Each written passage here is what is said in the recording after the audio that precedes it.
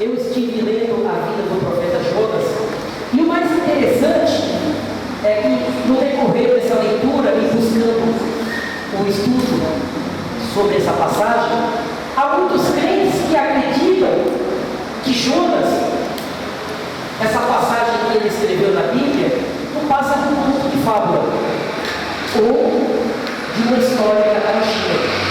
Mas, irmão, eu tenho que entender que a partir do momento que é colocada a história desse fato no livro sagrado que é a Bíblia, e a gente pode ver que não é um conto de fábulas, é sinal de que existiu essa passagem. Muitos crentes acham que Jonas, pelo fato de ser engolido por um peixe em alto mar e passar 3 dias dentro de sua barriga, não existiu. Mas a gente pode ver que Jesus, no Velho Testamento, em Mateus 12:40, ele é interrogado pelos fariseus e automaticamente Jesus vem com essa palavra de que ele ressuscitaria no 3º dia, Mateus 12:40, vocês podem olhar, que ele ressuscitaria no 3º dia, como Jonas foi tragado pelo peixe, ele também voltaria. Então, irmãos, o respaldo que a gente tem maior na palavra aqui é a confirmação que Jesus Cristo traz ao profeta Jonas. Então, aquela coisa da incredulidade que nós podemos ter nas nossas vidas com relação a essa palavra aqui, ela cai por terra. Há muitos crentes que não creem nessa palavra, mas a gente pode ver que Jesus ele vem lá em Mateus e não profetiza, mas ele fala que existiu um profeta em Gade. Para vocês entenderem, irmãos, como a história de Jonas, eu tenho que falar sobre a vida dele e da onde ele morava. Jonas era um profeta, dos profetas menores, ele é o 5º profeta dos livros que está aqui na Bíblia. Mas por que profeta menor, assim?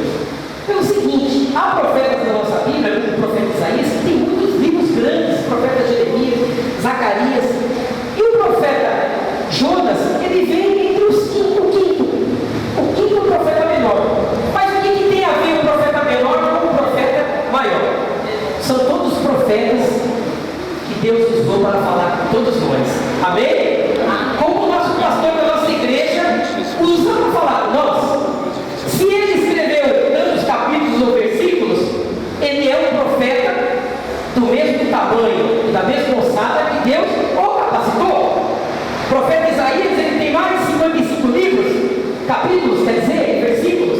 O profeta Jeremias, o profeta Ezequiel, e Jonas foi usado numa determinada época para falar das profecias de que Deus havia um propósito na vida do povo de Israel e na vida de outras nações.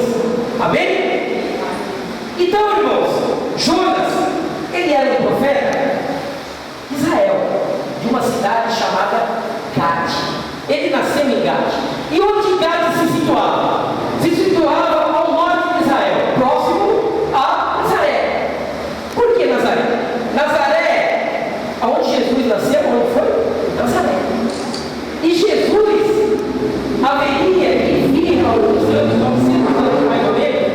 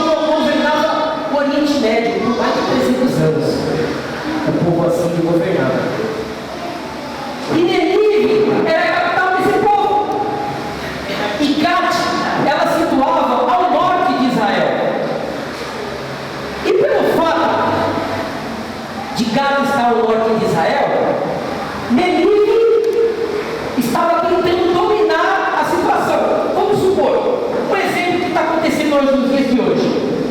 Vocês acompanham hoje nos noticiários, a Rússia, por exemplo, está invadindo a Crimeia. Ela já conseguiu o poder da Crimeia. Porque a Crimeia, ela está onde? No mar. Para ela dominar a Ucrânia, é um passo. E era o que acontecia naquele tempo com o rei assírio, o Nínive. Os estrategistas militares de Nínive queriam o quê? Dominar o norte de Israel e em seguida exterminar o povo de Deus. E então Deus, vendo isso aí, o que ele fez?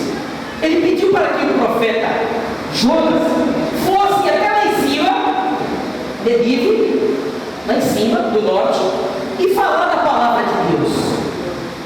Imagine, irmãos, eu fico aqui pensando aqui. Vocês, o pior inimigo, querendo acabar com a família de vocês, querendo acabar com a igreja, querendo acabar com a cidade, com tudo, e Deus, você fala para você assim: ó filho, você vai lá em cima e fala para os caras, prega a palavra de Deus, para eles não acabar com a sua cidade, mas fala pelo amor de Deus. O que você acha que Jonas fez? Jonas, pelos estudos que eu fiz, manual, livro que o pastor me deu, Jonas era um cara que tinha influência, digamos que ele era um político. E ele era um estrategista também. Ele estava reconstruindo ainda o norte de Israel, que era Gade. E ele não poderia ir lá em cima falar com o povo de Nínive a respeito de quê? Da palavra de Deus. O que ele fez, Jonas? Ele pegou e virou as costas para Deus e saiu, foi embora. Pegou a trouxinha dele e falou: aqui eu não vou pregar para aquele povo incrédulo. Mas Deus fala aqui no primeiro capítulo, no capítulo 1 e no versículo 2: disponha-te de grande cidade de Nínive, clama contra ela, porque a sua malícia subiu até mim. Irmãos, a malícia era aquele povo descrente. Nínive não estava igual Sodoma e Gomorra, mas não acreditava na palavra de Deus, acreditava em outros deuses, e Deus precisava que alguém fosse lá levar a sua palavra. Amém? É como nós aqui. Como que a gente quer converter a boca de fumo aqui embaixo? Se for um missionário ou alguém ungido por Deus, lá falar. Se existe uma boca lá embaixo, é porque existe uma potestade. Ali há sete demônios, então tem que levar a palavra. Se lá no Nordeste, onde a Igreja Avivamento Bíblico está fazendo as missões, lá eles acreditam em santo, é porque não foi levada a palavra de Deus. Então, o Evangelho, em Marcos 16:15, fala: e de pregar toda a palavra, para que toda criatura que nela crê, filho, se torne. Amém? Então, irmãos, se hoje eu estou aqui, é porque alguém me discipulou. Ninguém virou as costas para mim. Está certo que deu um pouquinho de trabalho para ser discipulado. Ainda dou ainda, né, pastor? Um pouquinho, né? Mas a gente está caminhando. A nossa caminhada com Cristo é sempre uma frequência boa, gente. Irmãos, joelho no chão, oração, jejum, para que não podemos cair. E aqui, voltando à palavra, no texto, Jonas, ele virou as costas. Quando Deus fala para ele: você vai lá em casa trazer a palavra de Deus, em Nínive, ele pegou o quê? Digamos que Jonas estava aqui, ele estava em Gade. Gade seria Guarulhos. E ele fala: vai lá para Nínive, seria lá em cima do Nordeste. Ele vai para a Bahia. Ele não foi para a Bahia pregar a palavra.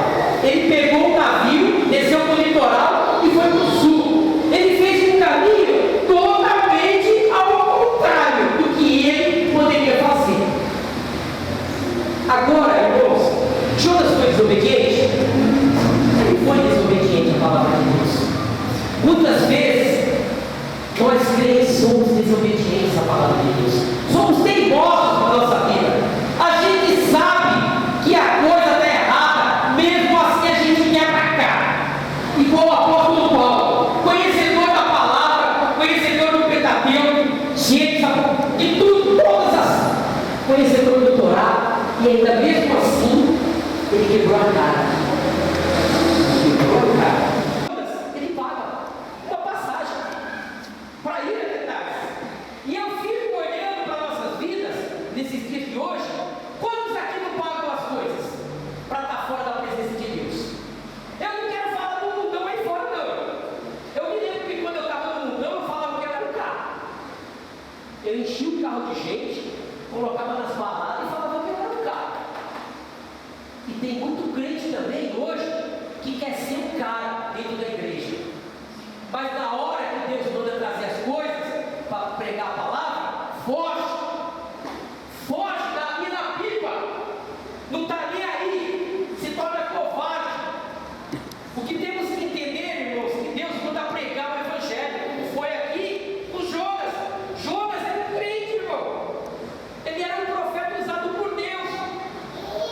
Ele queria só ficar na sua zona de conforto, mas Deus falou para ele: filho, você vai lá e prega a minha palavra para aqueles caras. Mas Jonas recusou. Ele achou que ele levando a palavra para eles, Jonas e a cidade que ele estava ia ser destruída. Mas irmãos, Deus é misericordioso. Me fala uma coisa: nós somos crentes. Deus ele faz acepção de corpo, de nível social. Me fala uma coisa: se eu fui alcançado, o pastor Kleber foi alcançado, a minha esposa foi alcançada, o Robson foi alcançado, foi através de quê? Fala para mim.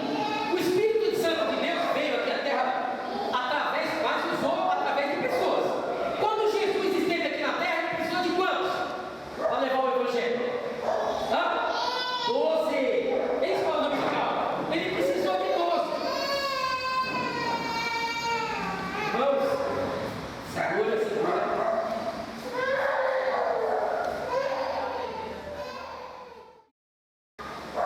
Que hoje, no culto hoje de adulto, tenha pessoas aqui do outro lado da rua para escutar a palavra de Deus.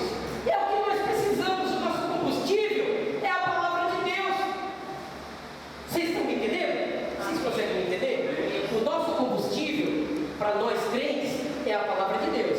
Se a palavra de Deus não chegar lá no Cabo Sul, através do pastor Kleber, do pastor Braz e de mim, quem é que vai levar? Você acha que os pais de santo vai levar? Os mormons vão levar? Os TJ vão pregar a teologia deles? Vão pregar as heresias deles?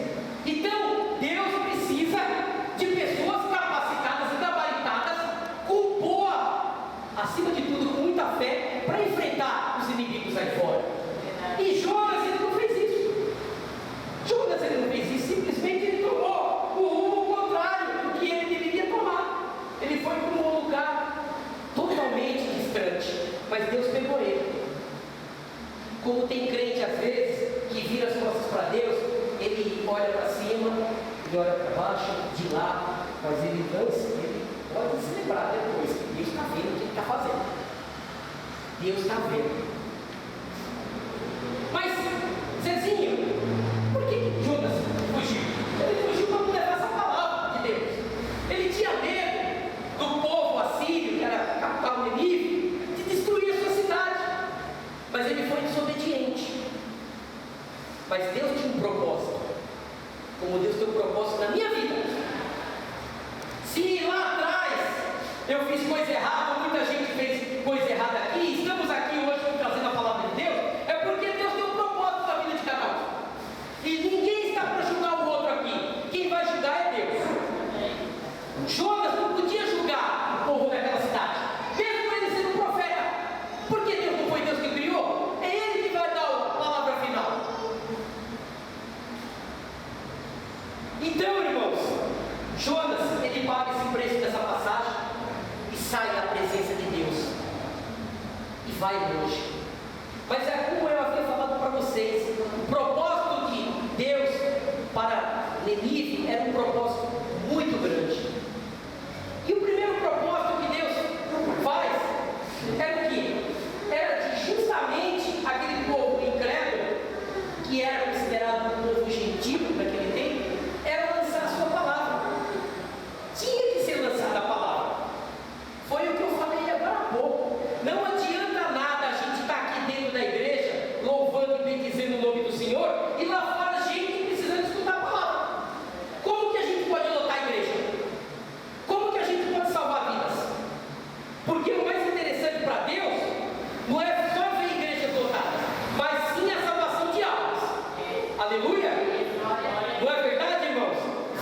falando aqui a palavra. Deus tinha um outro propósito também da cidade de Nínive. Deus, ele quer destruir, os Nínives quer destruir Israel. Ele viu a violência que Nínive tratava Israel. Poderia-se dizer que naquele tempo, o Império Assírio, Nínive era a capital, estava destruindo Israel. Mas uma palavra que Deus lançasse para aqueles habitantes daquela terra, com certeza ia se mudar. Através do Espírito de Deus, ia ser lançada uma palavra, através do profeta Jonas, aquela história daquela cidade ia se mudar. Outro propósito, Jonas, ele residia numa cidade chamada Gade. E como eu havia falado para vocês, essa cidade estava muito próxima a Nazaré. Jonas, ele estava vindo ali justamente anunciar a vinda do Messias. A gente pode ver que Jonas tem um significado. O nome de Jonas significa pomba. O pombo significa mensageiro de Deus, um perfeito missionário. Podemos se dizer que Jonas também é um pequeno Cristo. Podemos se dizer que Jonas é um homem que leva a palavra. Não é considerado um apóstolo porque ele não viveu na época de Jesus, mas ele é um pequeno Cristo. E é o que devemos ter para nossas vidas, sermos pequenos Cristos, para pregarmos acima de tudo as boas novas de Cristo, para pregar o Evangelho, para falar a palavra de Deus. E infelizmente o Jonas, ele não conseguiu levar essa palavra, mas Deus pegou ele na curva. Ele estava lá dormindo no seu barquinho lá, naquele sono profundo, e todo mundo quebrando as ondas e tal. Os marinheiros foram: esse homem aqui está diferente, é ele que está trazendo essa maldição aqui, vamos jogar ele no mar. E Jonas, ele é lançado no mar, e a palavra de Deus fala aqui na Bíblia que ele foi engolido por um grande peixe. Muitos historiadores dizem que naquele tempo existiam grandes peixes no mar. Não era uma baleia, mas grande peixe. E Jonas, ele morre, ele fica 3 longos dias ali dentro da barriga daquele grande peixe, e pode-se dizer que Jonas estava morto. Mas antes de Jonas ir para o labirinto, Jonas ele ora. Aqui embaixo, aqui no capítulo 2, está aqui a oração de Jonas. Então Jonas, do ventre do peixe, orou ao Senhor, seu Deus, e disse: na minha angústia clamei ao Senhor, e Ele me respondeu do ventre do abismo. Gritei, e Tu me ouviste, meu Deus, pois me lanças no profundo do coração dos mares, e a corrente das águas me cercou. Todas as Tuas ondas e todas as Tuas vagas passaram. Então eu disse: lançado estou diante dos Teus olhos, tornarei porventura a ver o Teu santo templo. As águas me cercaram até a alma, e o abismo me rodeou. E as águas enrolaram na minha cabeça, e eu desci até os fundamentos dos montes, e desci até a terra.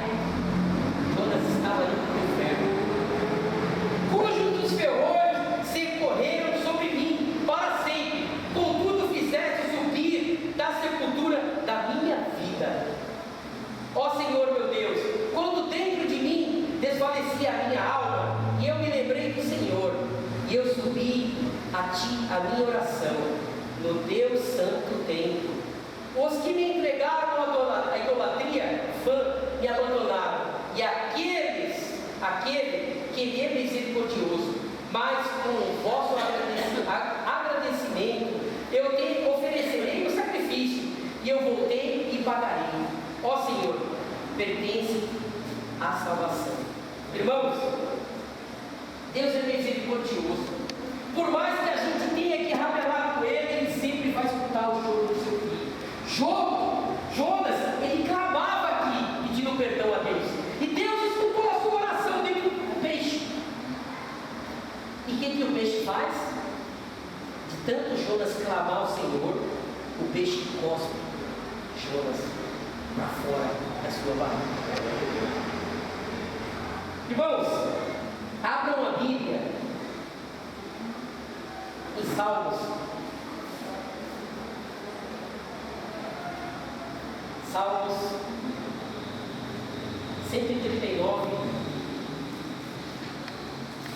versículo 1 ao 3. Quem abrir primeiro pode estar lendo para mim, em nome de Jesus. Salmo 139, versículo 1 ao 3. Senhor, tu me sondas e me conheces. Sabes quando me assento e quando me levanto. De longe, penetras os meus pensamentos. Esquadrinhas o meu andar e o meu deitar. E conheces todos os meus caminhos. Deus sabe todos os nossos caminhos. Deus nos sonda. Ele conhece o nosso coração. E Jonas, mesmo ele desobedecendo a Deus, Deus tinha um propósito na vida dele, como tinha também para a cidade de Nínive. E Deus foi misericordioso, não só com Nínive, mas com sua vida também. Esse salmo vem acrescentar a misericórdia de Deus através de Jonas, quando ele clama. Essa oração de Jonas, que Jonas vem trazer aqui nesse capítulo 2, mostra que ele faz uma oração praticamente igual um salmo, clamando ao Senhor. Ali, um salmo poético, mostrando arrependimento diante das suas transgressões e, acima de tudo, da sua desobediência. E aí Deus escuta. Como Deus não vai escutar um filho arrependido? Fala para mim, não tem como. Irmãos, Nínive também se arrepende.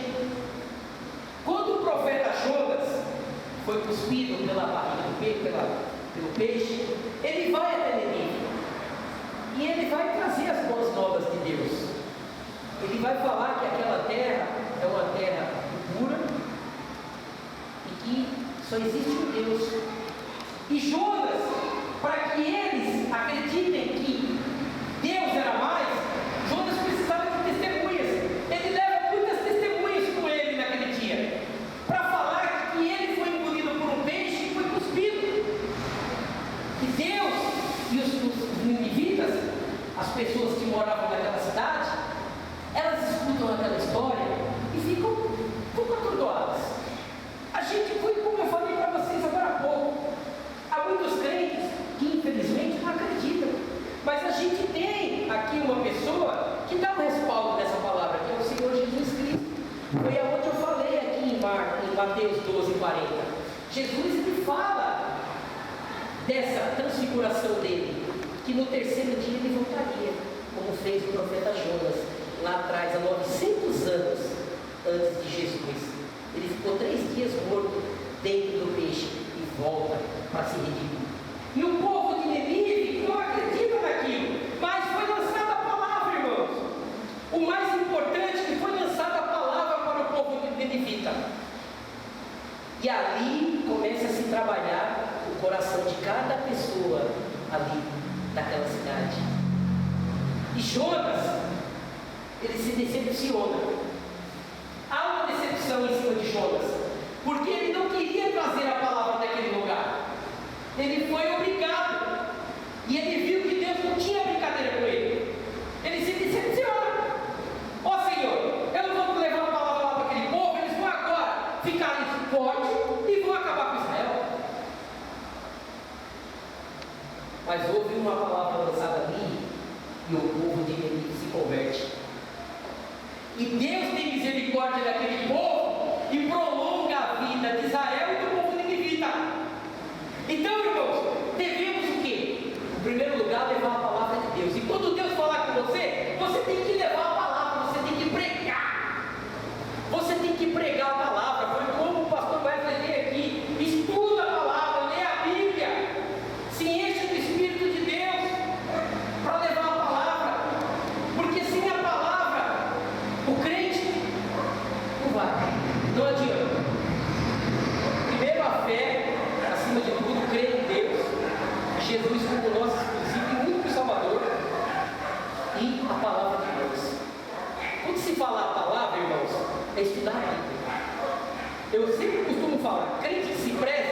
ele tem que ler pelo menos uma vez por ano a Bíblia. Eu conheço muitos pregadores aí, muitos pastores, que não lê a Bíblia, viu, irmãos? Não conseguiram ler a Bíblia. Então, levem a palavra. Estudem. Jonas era um estudioso. Ele era um profeta de Deus. Ele não estava ali por um acaso. E Jonas, ele se decepciona. E nesse decepcionar, a gente pode olhar aqui no capítulo 4, dá uma folhada atrás aí, irmãos. No capítulo 4, no versículo 6, Deus surpreende Jonas e vai mostrar para Jonas de que ele estava errado a respeito de qualquer coisa que Deus põe aqui na terra. Eu vou ler para vocês. Eu vou ler aqui no telão. Capítulo 4, versículo 6. E fez o Senhor Deus nascer uma aboboreira. Ela subiu por cima de Jonas para que fizesse sombra sobre a sua cabeça, a fim de livrar do seu enfado. E Jonas se alegrou em extremo por causa da aboboreira.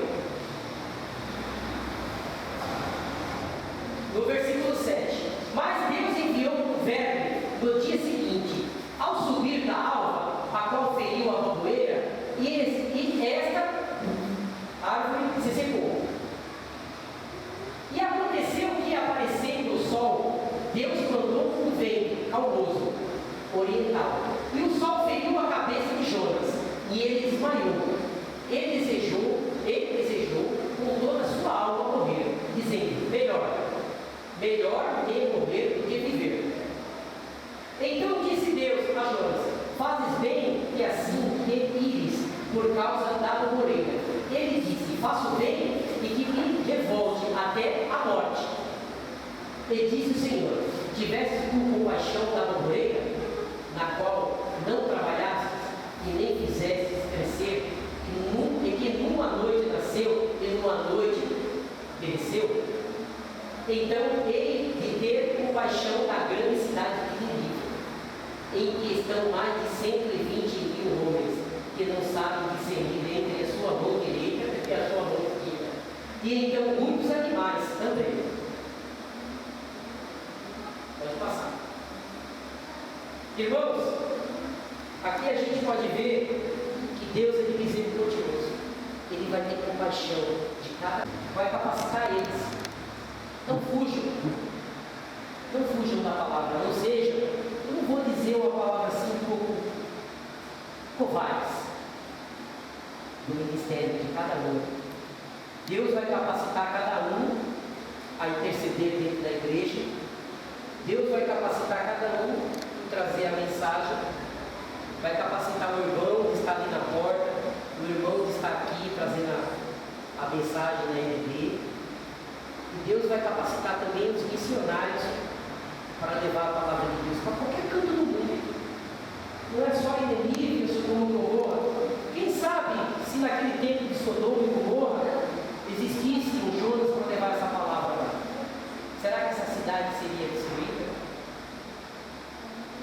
Então, irmãos, reflitam.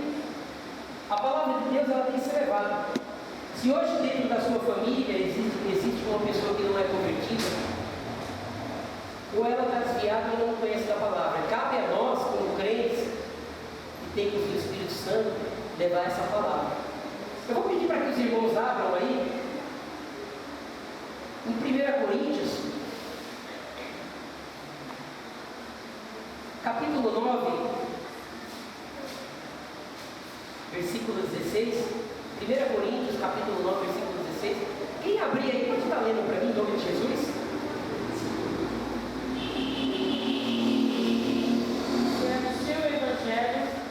Não tenho que me gloriar, pois sobre mim pesa essa obrigação, porque ai de mim se não pregar o Evangelho. Palavras do apóstolo Paulo, o homem que fala que ele anuncia o Evangelho e ele não se vangloria sobre isso. Temos que anunciar o Evangelho a qualquer criatura que for. Não adianta só sermos dentro da nossa casa. É aquilo que eu falei, é fácil para pregar,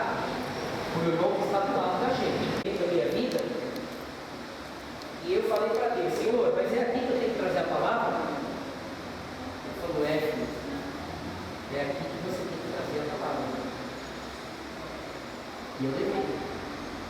Em momento algum, eu virei as costas para ele. Eu poderia ter revoltado. Foi como o apóstolo Paulo recebeu Jesus, a minha graça que basta. Então, irmãos, que podemos, essa noite, refletirmos na nossa vida no arrependimento, em arrependimentos, pedir perdão a Deus em muitas coisas da nossa vida. Não é só pedir perdão a Deus, pedir na Santa Ceia, aqui, para ceiar. Que possamos pedir perdão e compaixão de Deus e misericórdia em todos os dias da nossa vida. Podemos levar o Evangelho, acima de tudo, não só dentro da nossa casa, mas em todos os lugares. Vamos acordar cedo um dia, trazer o vizinho, o irmão aqui para a EBD, trazer um visitante para a nossa igreja no domingo à noite, trazer um irmão para o culto de adultos, para o culto dos jovens, para o culto de missões. Eu não vou falar que isso não custa nada, porque às vezes a zona de conforto custa mais. Foi aquilo que eu falei. Às vezes a gente paga uma passagem para ir